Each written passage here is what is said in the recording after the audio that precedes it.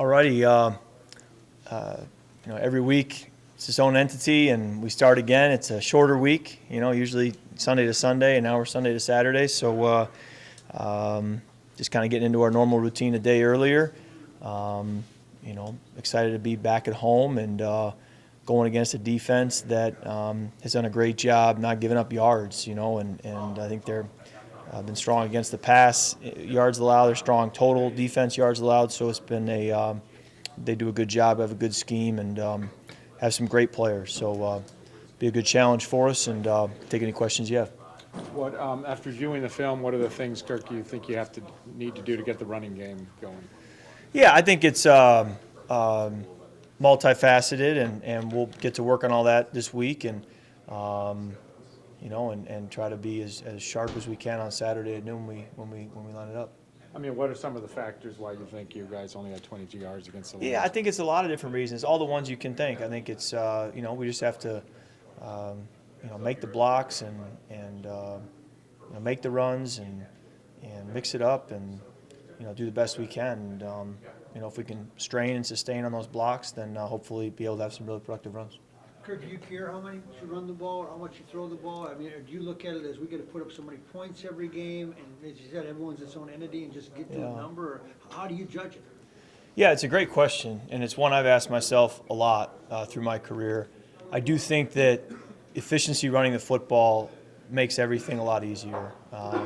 So you can do it other ways, but I think always the preferred way is to be able to start by running the football effectively. But there's no doubt that you're going to have games where you need to find a way to win without running the football as well.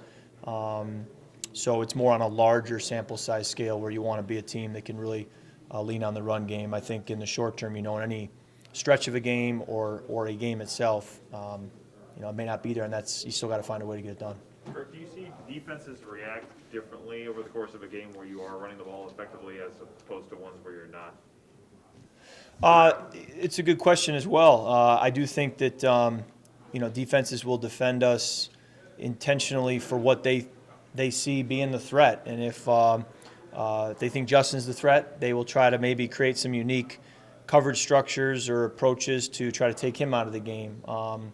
If they feel the pass game's a threat, they'll regardless of Justin, they may try to play certain structures that try to take away the pass game and dare you to run it. So there's a variety of ways that defenses can attack you, but certainly, again, when you can run the football, I think it does kind of open up a lot of other things, because that really is where I would think a defense first and foremost has to try to stop, is prevent the offense from running the football. I guess this counts as another T-shirt and hat game.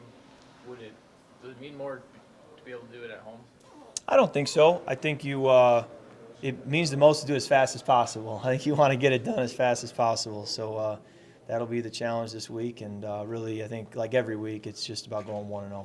Kirk, when your defense is having the game like it had this past week, is there anything you see when you're watching film that you can say maybe we can do better offensively to help out our guys on the other side of the ball?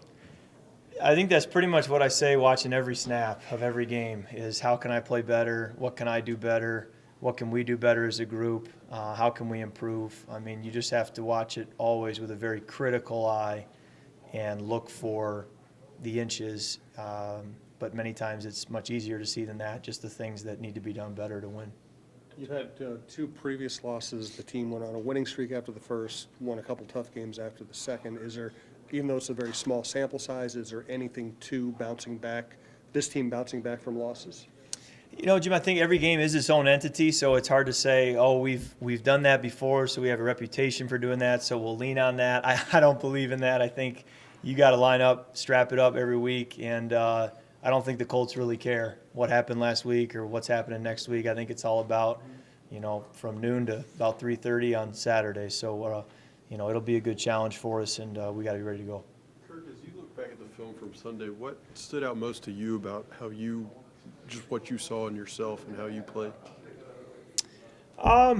It's always a team effort. When you think about, when I go back and look at and evaluate a game, I think about the plays that were called that were successful play calls that put us in a position to make plays. I think about players winning matchups, getting open, making plays. I think about protection holding up to be able to give you the chance to see the field clearly and make the throws.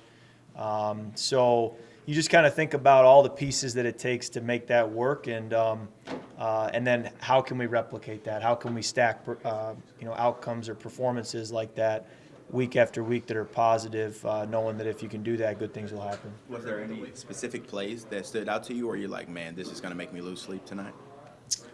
Yeah, just about every week there are. I mean, we've talked about this most every media session, is the margin for error is so small, and so you have one play in the first quarter that, golly, if we just hit that throw or make that play or make that read better, and you have a feeling that in the fourth quarter that could come back to bite us, and vice versa. We've had wins where you make a play early that's an inch's difference, and you get to the end of the game and you're flying home and you realize if we hadn't have made that play, we're not having a win here on the way home. So it happens every week, and it certainly did after this last one.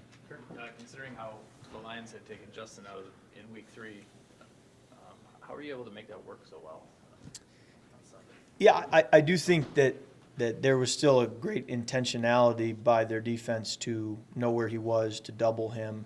It had more to do maybe with just the route angles that he was running, that in spite of the double team, he was still able to find a seam or a crease. I think sometimes it's just the scheme or the calls or the design of the plays that still allow for him to have a chance. And I do think that the fact that TJ and Adam and KJ and Dalvin are a very viable threat, play in and play out, it does make it difficult to truly over focus on Justin, because we have a lot of confidence in the other guys we get to throw the football to, and I think that helps as well. Kirk, having looked at the attempted possible throw by Cook at the goal line there, what did you observe on the film, and why do you think the Lions were able to blow it up so well? Yeah, tough play. Johnny was open there. I mean, it was the design was for Johnny to get behind the defense just like he did, and it was just really an unfortunate result from the play. All righty, thank you.